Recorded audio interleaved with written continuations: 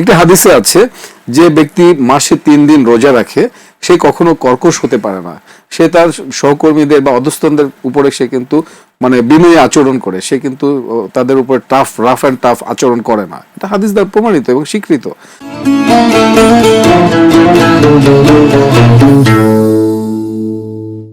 আসসালামু আলাইকুম ওয়া রাহমাতুল্লাহি ওয়া বারাকাতুহু।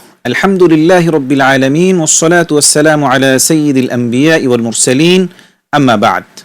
প্রিয় দর্শক, আপনাদের সকলকে আমন্ত্রণ জানাচ্ছি মাহে রমাদানুল মুবারকের বিশেষ আয়োজন বিআরবি কেবলস নিবেদিত রমজানের জিজ্ঞাসা ও জবাব অনুষ্ঠানে। আমি Mamnun Bin Masud, powered by BRB hospitals limited, co-sponsor Molla super Salt. প্রিয় দর্শক, আপনাদের সকলের প্রিয় অনুষ্ঠান আপনাদের ভালোবাসায় আমরা এগিয়ে যাচ্ছি প্রতিনিয়ত। আপনারা আপনাদের মুগ্ধতার কথা জানিয়েছেন, ভালোবাসার বহিঃপ্রকাশ করেছেন। দর্শক, আমরা প্রতিনিয়ত একটি নতুন বিষয় নির্ধারণ করে সে বিষয়ের উপরে বিজ্ঞ আলোচকের আলোচনা শুনি এবং আমরা এ থেকে উপকৃত হই। আজকে আমরা বিষয় নির্ধারণ করেছি চরিত্র গঠনের মাস মাহে রমাদান। গুরুত্বপূর্ণ এই বিষয়ে আলোচনা পেশ করার জন্য আমন্ত্রিত অতিথি হিসেবে উপস্থিত হয়েছেন কোয়ালিটি এডুকেশন কলেজের সম্মানিত প্রতিষ্ঠাতা পরিচালক, বাংলাদেশ ইসলামিক ইউনিভার্সিটির সম্মানিত সহযোগী অধ্যাপক জনাব ডক্টর আব্দুল্লাহ আল মিজান। ওয়ালাইকুম আসসালাম ওয়া রাহমাতুল্লাহি ওয়া বারাকাতুহু। মুহতারাম, আপনাকে আমাদের আজকের এই পর্বে স্বাগত জানাচ্ছি। ধন্যবাদ। কেমন আছেন আপনি? আলহামদুলিল্লাহ, আল্লাহ বেশ ভালো রেখেছেন। আপনারা ভালো আছেন? আলহামদুলিল্লাহ ভালো আছি। মুহতারাম, আপনাকে দেখে খুব ভালো লাগছে। আজকে আপনাকে আমাদের এই স্টুডিওতে পেয়ে আমরা অত্যন্ত আনন্দিত। মুহতারাম, রমাদানুল মুবারক চলছে, আমরা সিয়াম সাধনা করছি, আল্লাহ রাব্বুল আলামিনকে সন্তুষ্ট করার জন্য আমরা অনেক কিছুই করছি, নানাবিধ আয়োজনের ভিতর দিয়ে আমরা যাচ্ছি। আমরা জানি রমাদানুল মুবারক সিয়াম সাধনার মাস, রমাদানুল মুবারক সংযমের মাস, ধৈর্যের মাস। রমাদানুল মুবারকের একটি গুরুত্বপূর্ণ বিষয় হলো চরিত্র গঠন। আজকে আমরা এ বিষয়ে আপনার কাছ থেকে জ্ঞানগর্ভ আলোচনা শুনবো ইনশাআল্লাহ। শুরুতেই আপনি যদি এ সম্পর্কে আমাদেরকে কিছু বলেন। আলহামদুলিল্লাহ হামদা শাকিরিন ওয়াস সালাতু ওয়াস সালামু আলা সাইয়্যিদিল মুরসালিন ওয়া বা'দ। সম্মানিত উপস্থাপক, আপনাকে অনেক ধন্যবাদ জানাচ্ছি, সেই সাথে যারা দেখছেন। চমৎকার একটি সমসাময়িক প্রশ্ন করেছেন। আমরা পবিত্র মাহে রমাদানের এই চমৎকার একটি সময়ে, মর্যাদাপূর্ণ এই মাসে আমরা অবস্থান করছি এবং এই মাসটি হচ্ছে সবচেয়ে বেশি মানে চরিত্র গঠনের জন্য মানে ফোকাস করা হয়েছে এই মাসটিকে। যেমন আল্লাহ সুবহানাহু ওয়া তাআলা একদম ফিক্স করে দিয়েছেন। আমরা সেই আয়াতের মাধ্যমে, যে আয়াতে এই রমজানকে ফরজ করা হয়েছে, আল্লাহ সুবহানাহু ওয়া তাআলা বলেছেন, ইয়া আইয়ুহাল্লাযীনা আমানু কুতিবা আলাইকুমুস সিয়াম কামা কুতিবা আলাল্লাযীনা মিন ক্বাবলিকুম লাআল্লাকুম তাত্তাকুন। হে মুমিনগণ, তোমাদের উপর রমজানকে ফরজ করা হয়েছে যেভাবে ফরজ করা হয়েছিল তোমাদের পূর্ববর্তীদের উপরে। কেন ফরজ করা হয়েছিল? এতে করে হয়তোবা তোমরা মুত্তাকি হতে পারবে। তাহলে মুত্তাকি কে? যিনি তাকওয়াবান, যার ভিতরে তাকওয়া আছে, তিনি হচ্ছেন মুত্তাকি। তাকওয়া কি? তাকওয়া হচ্ছে খোদা ভীতি, আল্লাহর ভয়, যে অপার করুণার আধার, যে অসীম ক্ষমতার অধিকারী আমাদেরকে সৃষ্টি করেছেন। এই আকাশ, সৌরজগৎ, নক্ষত্র, আমাদের এই পৃথিবী, সব কিছুকে যিনি সৃষ্টি করেছেন, সেই মহান রবের যে নির্দেশনা, সেই নির্দেশনা পরিপূর্ণভাবে পালন করা এবং জীবনের সকল ক্ষেত্রে সেই মহান রবের নির্দেশনাকে মাথায় রেখে তার নির্দেশনাকে বাস্তবায়ন করার নামই হচ্ছে কি তাকওয়া। আর যে এটা করে সেই হচ্ছে মুত্তাকি। আমরা জানি তাকওয়া সম্পর্কে হযরত আমিরুল মুমিনিনের একটা হাদিস আছে। উনি এক সাহাবীর সঙ্গে সফরে ছিলেন, তো তিনি তাকে জিজ্ঞাসা করলেন, তুমি কি জানো তাকওয়া কি? সে বলছেন, হে আমিরুল মুমিনিন, আপনি কি কখনো মানে কণ্টকাকীর্ণ রাস্তায়, মরুভূমিতে চিকন সরু পথ দিয়ে আপনি কখনো যাতায়াত করেছেন? চারদিকে বাবলা গাছ বা কাঁটা যুক্ত গাছ আছে। হ্যাঁ, কেন? সবসময় তো আমাদের এটা করতেই হয়, যেহেতু আমরা আরবের অধিবাসী। আচ্ছা, তাহলে ওই জায়গায় আপনি কিভাবে চলাচল করেন? তিনি বললেন যে আমি এমন ভাবে সংকীর্ণ হয়ে চলাচল করি যেন আমার পায়ে কাঁটা না বিঁধে, আমার মাথায় কাঁটা না বিঁধে, আমার কাপড় চোপড় কাঁটায় আটকে না যায়। খুবই সন্তর্পণে আমরা চলাচল করি। তো তখন উনি বললেন যে আমিরুল মুমিনিন, এটাই হচ্ছে তাকওয়া। আমাদের প্রতিদিনের জীবনে আমাদের শয়তানি নাফসানিয়া বিভিন্ন ভাবে আমাদেরকে ওয়াসওয়াসা দিয়ে খোদার পথ থেকে সিরাতুল মুস্তাকিমের বাইরে নিয়ে যাওয়ার চেষ্টা করা হচ্ছে এবং এইখান থেকে সন্তর্পণে আল্লাহর বিধানকে পরিপূর্ণভাবে পালন করা, আল্লাহকে মনে রাখার নামই হচ্ছে তাকওয়া। তাহলে এই রমজানকে ফিক্স করে দেওয়া হয়েছে তাকওয়া শেখানোর জন্য। তাহলে যদি এই চমৎকার এই গুণাবলীটি আমরা যদি রমজান সিয়াম পালনের মাধ্যমে যদি এটা আমরা করতে পারি, তাহলে এটা চরিত্র গঠনের সবচেয়ে বড় যে উপাদান সেটা। আর এটা দিয়ে কি হবে, একজন মানুষ সে যখন এই আল্লাহর ভয় সে শিখবে, সে যখন রমজানের সে সকল কিছু তার হালাল খাবার, সুস্বাদু খাবার, হালাল স্ত্রী, সে সব কিছু আছে, কিন্তু তার বায়োলজিক্যাল ডিমান্ড আছে, বাট সে সেখান থেকে কিন্তু তার নফসকে কন্ট্রোল করতে পারছে, তাহলে তার ভিতরে কিন্তু আত্মসংশোধন এবং আত্মকন্ট্রোলের, সেলফ কন্ট্রোলের কিন্তু একটা পাওয়ার জন্ম হচ্ছে।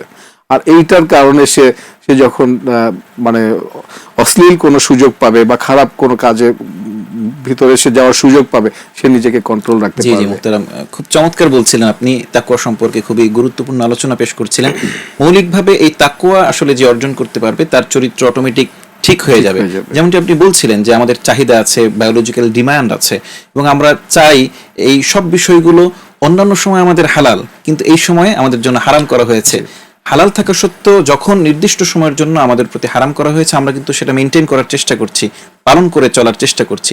আমাদের প্রতিটা জীবনের প্রতিটা পদক্ষেপে ক্ষেত্রে যদি আমরা এই বিষয়গুলোকে অনুধাবন করার চেষ্টা করি, পালন করার চেষ্টা করি, তাহলেই কিন্তু আমাদের চরিত্র পুরোটাই সুন্দর হয়ে যায়, এবং আমরা কিন্তু এই মাহে রমাদানুল মুবারকের এই শিক্ষাকে কাজে লাগিয়ে সারা বছর নিজেদের চরিত্রকে সুন্দর করতে পারি। অবশ্যই। জি মুহতারাম, আমরা আপনার কাছে আরেকটি বিষয় জানতে চাই যে রমাদানুল মুবারক আসলে মাশাআল্লাহ আমাদের সকলের ভিতরে একটা পরিবর্তন আমরা লক্ষ্য করি। স্বাভাবিকভাবেই আমরা সিয়াম সাধনা পালন করি, বিভিন্ন গুনাহের কাছ থেকে আমরা বিরত থাকি, কিন্তু দেখা যায় আমাদের বর্তমান যে যুব সমাজ রয়েছে, আমরা দেখা যায় আমরা সোশ্যাল মিডিয়ায় অনেক বেশি এফেক্টেড, আমরা খুব বেশি সময় ব্যয় করি, এবং দেখা যায় রমাদানুল মুবারকের মতো এত মহিমান্বিত একটি মাস আসার পরেও এই বিষয়টার গুরুত্ব উপলব্ধি না করে আমরা সোশ্যাল মিডিয়ায় সময় ব্যয় করছি। এ বিষয়ে আপনি কিভাবে দেখছেন? জি ধন্যবাদ আপনাকে। আমি আগের কোশ্চেনের সঙ্গে এটাকে কানেক্ট করি এইভাবে যে রমজান হচ্ছে এমন একটি মাস যে মাসটাকে আল্লাহ তাআলা নিজেই প্রেজেন্ট করেছেন, একটা আবহ তৈরি করে দেওয়া হয়েছে। এই মাসে ভালো ভালো আমল করা, ইবাদত করা, এটা মানুষকে এভাবে উদ্বুদ্ধ করা হয়েছে। আমাদের প্রিয় নবী সাল্লাল্লাহু আলাইহি ওয়াসাল্লাম উনি রজব এবং শাবানে দোয়া করতেন, আল্লাহ আমাকে রমজান পর্যন্ত আমাকে পৌঁছিয়ে দেন। তাহলে বোঝা যাচ্ছে যে এই মাসের একটা আলাদা গুরুত্ব আছে। আল্লাহ সুবহানাহু ওয়া তাআলা বলেছেন যে লিসসাইমি ফারহাতানে, একজন সায়েমের জন্য দুইটা খুশি আছে। একটা খুশি হচ্ছে ইনদা লিকাই রাব্বিহি, যখন আল্লাহ সুবহানাহু ওয়া তাআলার সাথে সে সাক্ষাৎ করবে। আরেকটা হচ্ছে তার ইফতারির সময়। তাহলে এটা শুধুমাত্র রমজানের জন্য ফিক্স, বিভিন্নভাবে এটাকে উদ্বুদ্ধ করা হয়েছে, এবং এই মাসেই কোরআন নাজিল করা হয়েছে, এবং এই মাসে বারবার কিন্তু রাসূলুল্লাহ সাল্লাল্লাহু আলাইহি ওয়াসাল্লামকে কিন্তু কোরআন জিবরাইল আলাইহিস সালাম পড়ে শোনাতেন। এই মাসের প্রতিটি রাতে আল্লাহ সুবহানাহু ওয়া তাআলা সপ্তম আসমানে এসে জিজ্ঞাসা করেন, কে আছে আমার বান্দা যে আমার কাছে চাইবে, আমি তার চাওয়া পাওয়াকে পূরণ করব।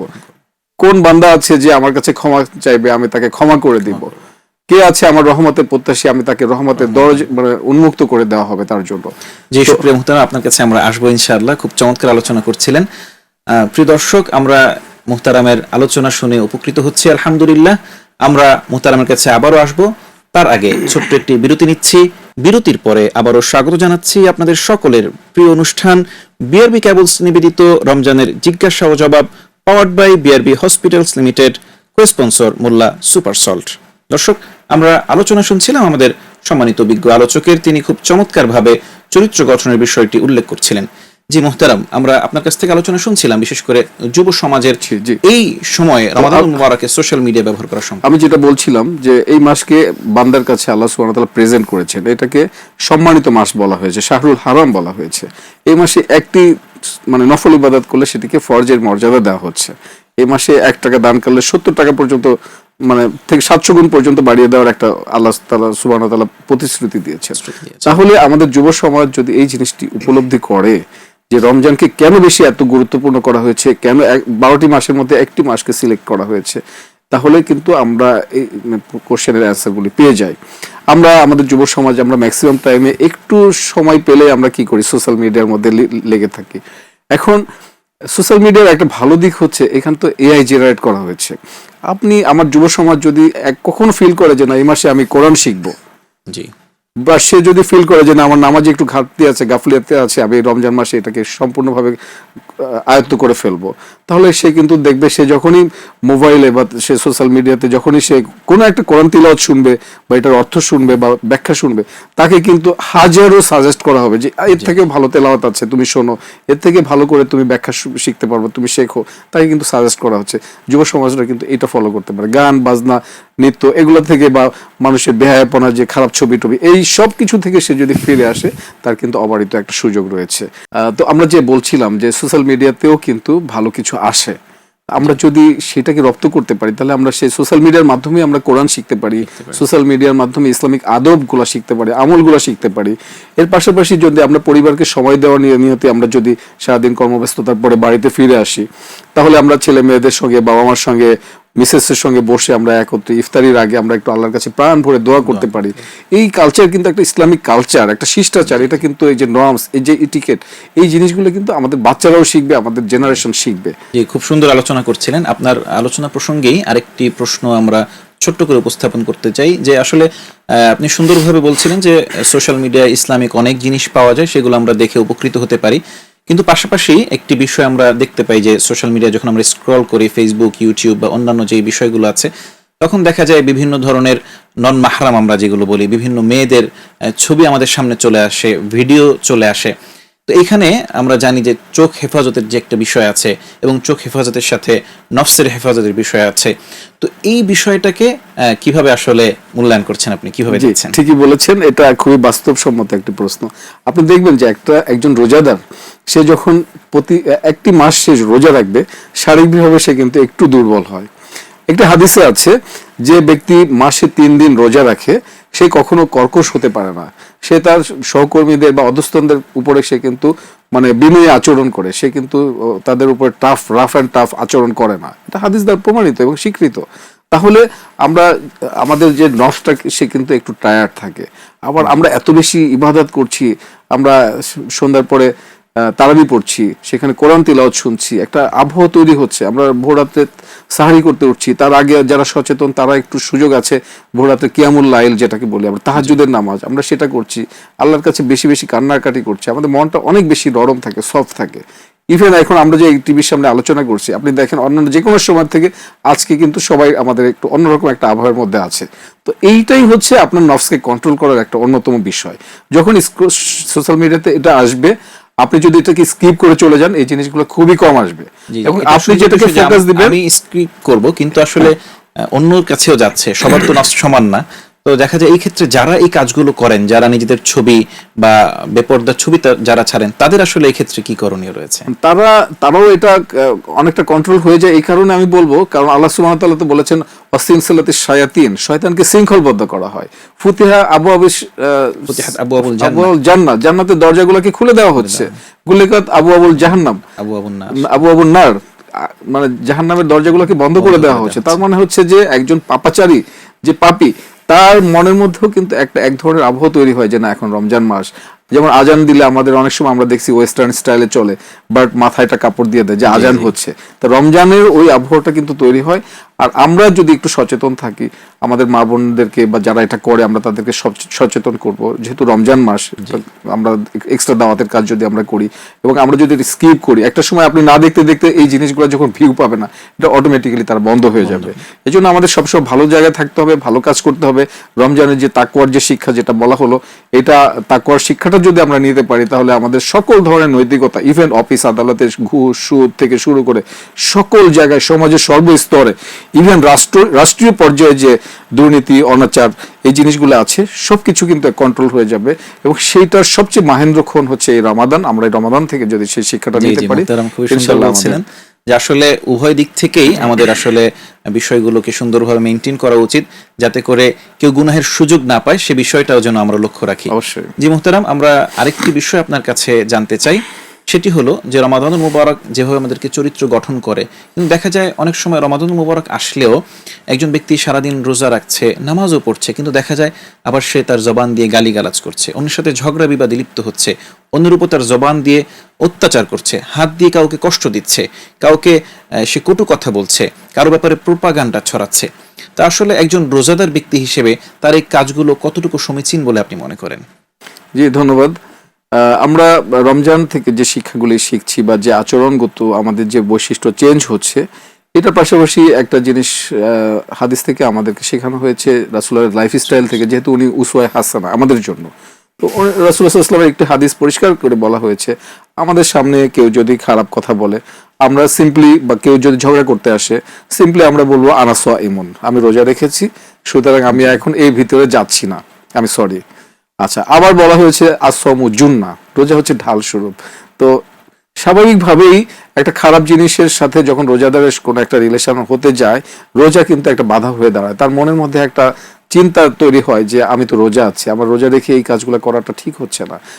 মানে আল্লাহ সুবহানাহু ওয়া তাআলা মানুষের মনটাকে ওইভাবে জাগ্রত করে দেন যে তুমি তো রোজাদার, তোমার এই অশোভন কথা, এই পাপাচার, এটা তোমার দ্বারা শোভা পাচ্ছে না।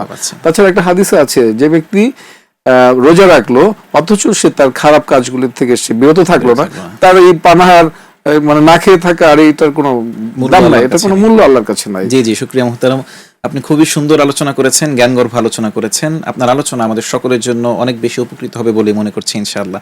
অনেক অনেক শুকরিয়া আপনাকে। প্রিয় দর্শক, আমরা বিজ্ঞ আলোচকের সুন্দর এবং মূল্যবান আলোচনা শুনছিলাম।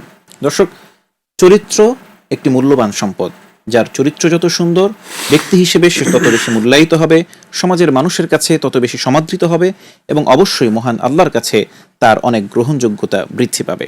তাই আসুন আমরা চরিত্রকে সুন্দর করি, মাহে রমাদানুল মুবারকের শিক্ষাকে ধারণ করি, এবং বাকি মাসগুলোতেও পুরো বছর জুড়ে সুন্দর চরিত্রের অধিকারী হয়ে নিজেকে আল্লাহ তাআলার কাছে প্রিয় হওয়ার জন্য সচেষ্ট হই। দর্শক, এতক্ষণ আপনারা দেখছিলেন, উপভোগ করছিলেন বিআরবি কেবলস নিবেদিত রমজানের জিজ্ঞাসা ও জবাব চমৎকার এই অনুষ্ঠানটি, powered by BRB hospitals limited, co-sponsor Molla super salt.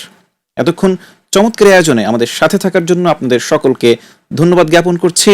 দেখা হচ্ছে আগামী পর্বে, সে পর্যন্ত আমাদের সাথেই থাকুন। সবাইকে ধন্যবাদ। আসসালামু আলাইকুম ওয়া রাহমাতুল্লাহি ওয়া বারাকাতুহু।